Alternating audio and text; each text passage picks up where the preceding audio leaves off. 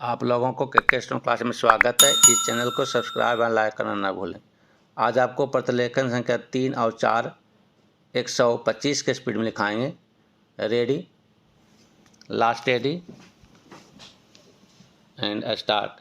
आइए आज हम अपने विचारों को उस दिन तक ले जाएं जब हमने गणराज्य की घोषणा की थी। अपनी विकास की योजनाओं के संबंध में हमने वास्तव में काफ़ी प्रगति की है, परंतु क्या हम भारत के सब नागरिकों को दरिद्रता, अभाव तथा कष्ट से मुक्त करा पाए हैं?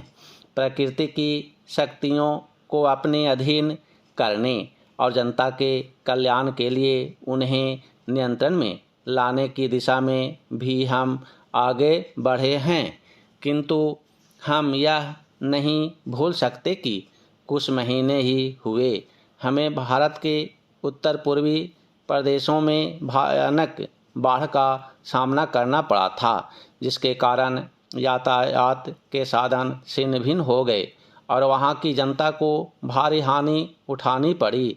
निसंदेह साक्षरता प्रसार और रोगों के निराकरण के महत्वपूर्ण उपाय भी हमने सोचे हैं।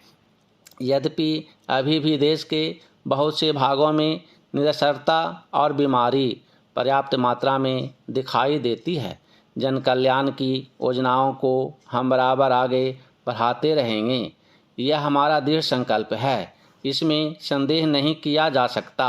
इन योजनाओं के पूरे होने के संबंध में जो प्रयास अब तक किया गया है, उससे भी हमें असंतुष्ट नहीं होना चाहिए। फिर भी जो कुछ अब तक किया जा सका है, यदि वह बहुत चमत्कारी नहीं दिखता तो उसका कारण यह है कि अभी निर्माण कार्य जारी है और समाप्त नहीं हुआ है। राष्ट्र के निर्माण में समय की आवश्यकता होती है। आज हमारा गणराज्य दिवस है और भारत जैसे प्राचीन राष्ट्र के इतिहास में 5-7 वर्ष की अवधि तक स्वल्पकाल है।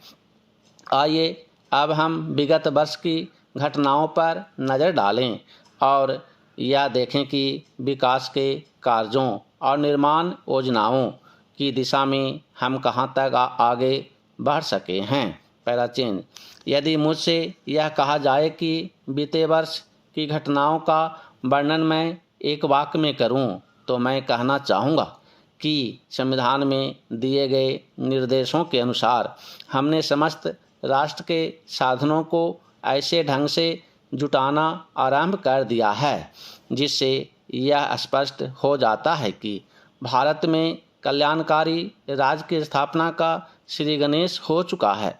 पिछले वर्षों में हमने जो संकल्प और दावे किए थे, अब वे मूर्तिमान होने लगे हैं। इसलिए अब यह समझना कठिन नहीं है कि राष्ट्र किधर जा रहा है और आगामी 10 या 15 वर्षों में हम किस स्थिति में होंगे। महान नदी घाटी योजनाओं पर कार्य बराबर जारी है। इनमें से एक योजना भाखड़ा नंगल योजना के बहुमूल्य पानी और बिजली पंजाब, पेप्सू तथा राजस्थान के भागों को मिलने भी लग गई है। दामोदर घाटी योजना से कुछ समय हुआ बिजली प्राप्त होने लगी थी और हीराकुंड, चंबल तथा दूसरी महान योजनाओं की भांति यह योजना भी यथेष्ट रूप से आगे बढ़ रही है। भाखड़ा नंगल योजना का प्रथम चरण समाप्त होने से अब यह स्पष्ट है कि इन महान योजनाओं के द्वारा देश में कितने महत्वपूर्ण परिवर्तन हो जाएंगे। पहला चिन्ह, महोदय कोसी नदी, जिसे शोक और दुख का सूचक माना जाता है, इस वर्ष फिर अपने प्रकोप से महान हानि का कारण बनी। अब इस नदी पर काबू पाने और इसकी उपद्रवी लीला समाप्त करने के लिए भी जो योजना तैयार हो गई है, इस योजना की रूपरेखा तैयार हो चुकी है और निर्माण का काम हाथ में लिया जा चुका है। आशा है इस योजना के निर्माण के बड़े पैमाने पर जनसाधारण को सेवाएं उपलब्ध होंगी। जब यह नया परीक्षण सफल होगा तो महान योजनाओं के निर्माण में और भारत की महान जनशक्ति के उपयोग के संबंध में हमारी जानकारी और अनुभव में महत्वपूर्ण वृद्धि होगी। औद्योगिकरण के क्षेत्र में उन्नति, उत्पादन में और अधिक वृद्धि और भारत की प्रति आय में वृद्धि विचाराधीन वर्ष की कुछ महत्वपूर्ण बातें हैं। औद्योगिकरण के साथ ही रोजगार के क्षेत्र को विस्तृत करने के प्रयत्न भी बराबर जारी है।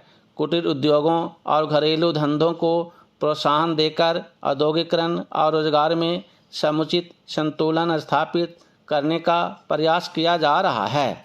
यह बात सभी स्वीकार करते हैं कि यदि भारत के जनसाधारण को उदासीनता और हार मानने की भावना से मुक्त करना है तो बढ़ती हुई बेरोजगारी को दूर करने का उपाय करना होगा। इस दिशा में घरेलू उद्योग धंधे बहुत से लोगों को आंशिक या पूर्ण उपयोगी काम देकर इस समस्या का बहुत कुछ समाधान कर सकते हैं। इसीलिए पंचवर्षीय योजनाओं में पुराने घरेलू उद्योगों को पुनर्जीवित करने और चालू कुटीर उद्योगों को प्रोत्साहन देने की व्यवस्था की जा रही है। Para change. विदेशी मामलों के क्षेत्र में हमारी सफलता और भी अधिक है। हमारी नीति, जिसे मैं सक्रिय और स्वदेश तटस्थता की नीति कहना चाहूँगा, वास्तविक व्यवहार में किसी भी देश अथवा यहाँ के लोगों को अपना शत्रु न समझने की नीति है। इस नीति के फलस्वरूप हमें विश्व शांति के पक्ष की कुछ सेवा करने का अवसर मिला है। हम प्रसन्न और आभारी हैं कि संसार के राष्ट्रों में भारत का स्थान इतना ऊंचा है। इंडोचीन निरीक्षण और नियंत्रण अंतर्राष्ट्रीय आयोग की अध्यक्षता हमने स्वेच्छा से स्वीकार की है और हमारे नागरिक यथासाध्य उस देश में शांतिपूर्ण निर्वाचन संबंधी समस्याओं का सामना कर रहे हैं। हम सभी राष्ट्रीय अथवा अंतर्राष्ट्रीय समस्याओं का निपटारा शांतिपूर्ण ढंग से चाहते हैं। मुझे बहुत प्रसन्नता है कि भारत में फ्रांसीसी बस्तियों की समस्या शांति और सद्भावना के वातावरण में सुलझ सकी है। शांतिपूर्ण प्रणाली की सफलता का वह एक महत्वपूर्ण उदाहरण है। दुर्भाग्य से भारत में पुर्तगाली बस्तियों की ऐसी ही समस्या को सुलझाने की दिशा में प्रगति नहीं की जा सकी। मैं आशा करता हूं कि पुर्तगाल इन बस्तियों में रहने वाले लोगों के स्वाधीनता के अधिकार को स्वीकार करेगा और फ्रांस और ब्रिटेन की सरकारों का अनुसरण करेगा।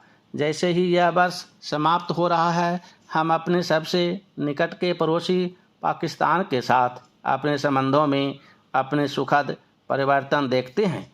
पाकिस्तान के लिए हमारे हृदय में सदैव से पूर्ण सद्भावना और शुभकामनाएं हैं। समाप्त।